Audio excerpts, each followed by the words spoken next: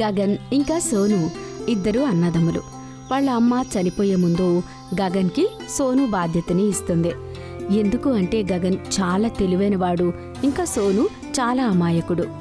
నా పిల్లలు, నాకు ఆఖరి సమయం వచ్చేసింది. ఇంకా నాకు సోను గురించే చింత. వాడు చాలా అమాయకుడు.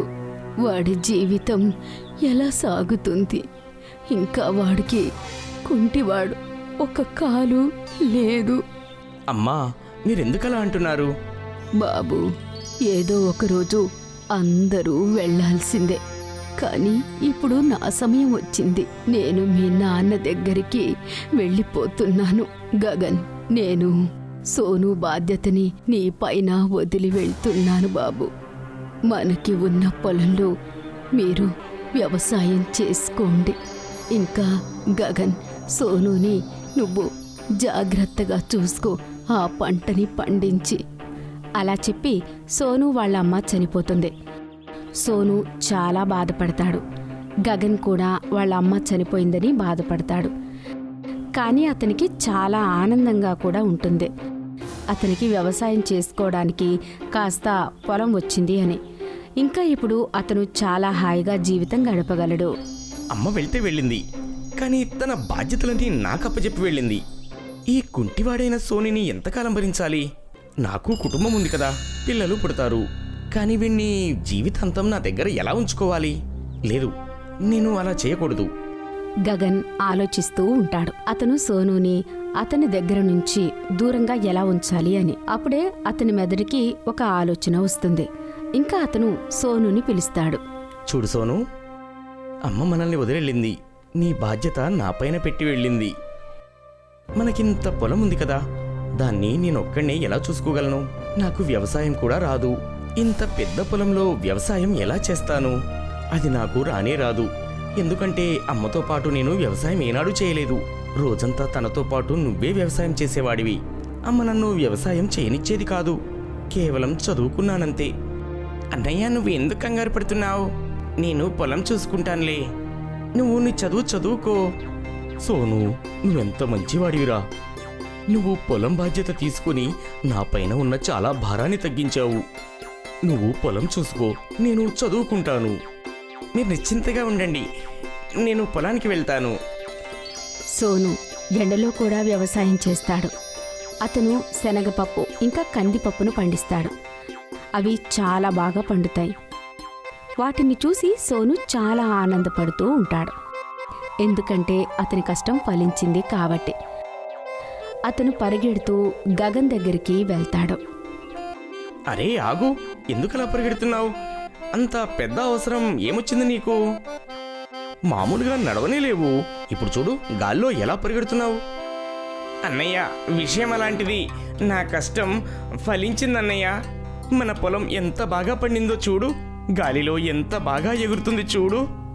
మన పంట కందిపప్పు శనగపప్పు చాలా బాగా పండిందన్నయ్య. అవునా? నిజమా? గగన్ పొలానికి వెళ్ళి అతని పంట చూసి చాలా ఆనందపడతాడు. ఇంకా అతని మనసులో అత్యాశ వస్తుంది. ఒకవేళ సోను ఇక్కడే ఉంటే పంటలో సగం భాగం వాడికే ఇవ్వాల్సి వస్తుంది. నేను కాస్త శనగపప్పు కందిపప్పు వాడికి ఇచ్చేసి పక్కకు నెట్టేస్తాను. చూడు సోను, నువ్వు కష్టపడ్డావు, చాలా మంచి విషయం. కానీ నేను మాత్రం ఎన్ని రోజులు భరించగలను? నువ్వు నీ భాగం పప్పులు తీసుకొని ఇక్కడి నుంచి వెళ్ళిపో. అన్నయ్య, నువ్వెందుకలా అంటున్నావు? అమ్మ నిన్ను నన్ను కలిసి ఉండమని చెప్పింది కదా. అమ్మ ఇప్పుడు ఈ ప్రపంచంలో లేదు, అందుకే నీ దారిన నువ్వు ఉండమని చెప్తున్నాను. గగన్ సోనుని మెడ పట్టుకుని బయటకు గెంటేస్తాడు. సోను కంగారు పడుతూ ఒక నది ఒడ్డున కూర్చుని ఉంటాడు. అప్పుడే అతని మిత్రుడు అనిల్ అక్కడికి వస్తాడు. ఇంకా అతను ఎందుకు బాధపడుతున్నాడో అడుగుతాడు. సోను విషయమంతా అనిల్కి చెప్తాడు. అనిల్ అతని బాధని అర్థం చేసుకుని సోనుని అతని ఇంటికి రమ్మని చెప్తాడు. అరే, నేను మా అన్నయ్య దగ్గర నుంచి ఇది ఊహించలేదు. నన్ను ఇంట్లో నుంచి వెళ్ళగొట్టాడు. నేను నా జీవితాంతం ఎవరితో కలిసి బ్రతకాలి? ఈ కొన్ని శనగలు ఇంకా కొద్దిగా కందిపప్పు తీసుకుని నా జీవితం ఎలా సాగించాలి? అన్నయ్య తప్పు కూడా లేదు. నాలాంటి కుంటివాడిని ఎంతకాలమని అన్నయ్య కూడా భరిస్తాడు చెప్పు? నువ్వెందుకు కంగారు పడుతున్నావు? నువ్వు తెలివి తక్కువవాడి కాదు, కాస్త అమాయకుడివి. ఇంకా చాలామందికి వాళ్ళ శక్తి గురించి తెలియదు. నేను అనుకున్నా ఏం చేయగలను. నువ్వెక్కువ ఆలోచించకు, మా ఇంటికి పదా. మా అమ్మాయి వాళ్ళ పప్పన్నం చేసిందిరా, పదా వెళ్ళి తినేద్దాం. సోను చాలాసార్లు వద్దని చెప్పినా కూడా అనిల్ అతని ఇంటికి తీసుకుని వెళ్తాడు. తీసుకుని వెళ్ళి అతనికి పప్పన్నం తినిపిస్తాడు. అది సోనుకి చాలా బాగా నచ్చుతుంది. ఇది చాలా బాగుంది, తింటుంటే ఇంకా తినాలనిపిస్తుంది. నేను ఇంత రుచికరమైన భోజనం ఎప్పుడూ తినలేదు. నా దగ్గర ఒక ఉపాయం ఉంది. నువ్వు నీ దగ్గరున్న పప్పు శనగపప్పుతోని ఒక రుచికరమైన వంటకం ఎందుకు చేయకూడదు? అంటే నేను అలా చేయగలనా? నా దగ్గర చోటు కూడా లేదు కదా. నువ్వు దాని గురించి కంగారు పడకు, దాని ఏర్పాట్లు నేను చేస్తాను. అనిల్ సోనుకి సహాయం చేస్తాడు. ఇంకా అతని సహాయంతో సోను పప్పన్నం తయారు చేస్తాడు.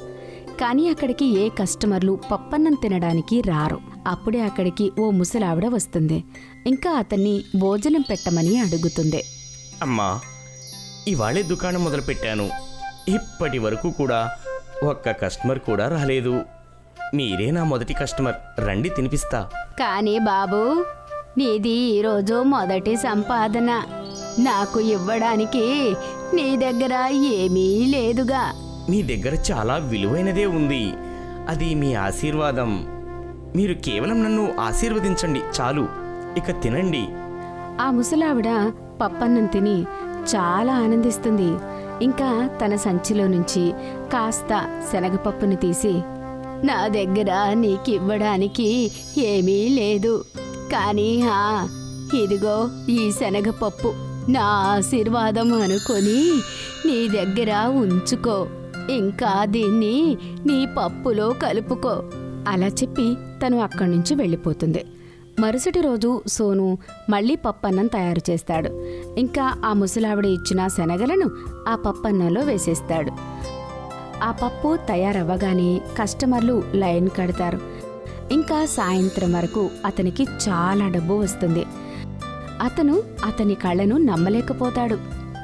నేనసలు నమ్మలేకపోతున్నాను. ఒక్క రోజులోనే నాకు ఇంత సంపాదన. నిన్న రాత్రి వరకైతే ఒక్క కస్టమర్ కూడా రాలేదు. ఇదంతా కూడా నీ నిజాయితీ వల్ల వచ్చింది. నువ్వు నిన్న రాత్రి ఆ ముసలావిడకి సహాయం చేశావు. దానికి బదులుగా తను నీకు ఏ పప్పు అయితే ఇచ్చిందో అది ఈ పప్పు ప్రభావం. తను నీకు ఆశీర్వాదం ఇచ్చి వెళ్ళింది. దానివల్లే నీకు చాలా సంపాదన కూడా వచ్చింది. ఇప్పుడు ఈ పప్పన్నం మాయ అయిపోయింది. సోను అది తెలుసుకుని చాలా ఆనందిస్తాడు. ఇంకా అతను అతని పరోపకారాన్ని అలాగే చేస్తూ ఉంటాడు.